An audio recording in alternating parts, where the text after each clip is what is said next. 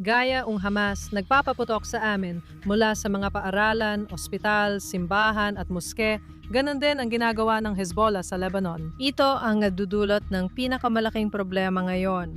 Kinopya nila mula sa digmaan ng Ukraine at Russia ang drone technology na gamit ang fiber optic cables. Delikado talaga ang mga ito dahil kaya nilang lumipad ng napakababa at magdulot ng matinding pinsala.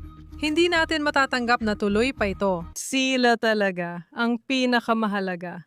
Ang tunay na sentro ng buong estratehiya ng Iran para sa paghari sa gitnang silangan. Ito talaga ang nagdadala sa atin sa pinakamalaking problema na kinakaharap natin ngayon. At yon ay ang teknolohiyang drone na ito. May nakakabit silang kamera sa mga fiber optic cable na ito. Mga cable na 10 kilometro ang haba at maaari nila itong bilhin, alam mo, sa AliExpress o saan man. Pwede mo talaga silang bilhin. Ikinakabit nila ito sa mga drone na nabibili online, pati mga RPG nilalagay din nila dito. Para itong guided bomb dahil ang operator, ang teroristang Hezbollah na nasa likod, nakikita niya ang lahat. Parang nakaupo siya mismo sa drone habang tinitingnan sa screen niya ang feed ng kamerang nakakabit sa drone. At sobrang delikado ang mga ito. Nagdulot sila ng malaking pinsala sa Ukraine.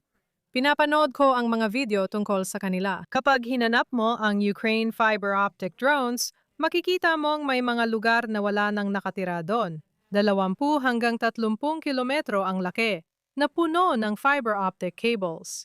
Punong-puno, halos parang mais sa isang taniman ng mais. At nakakatakot talaga, kasi malinaw na hindi natin pwedeng hayaan na mangyari yon dito sa Israel.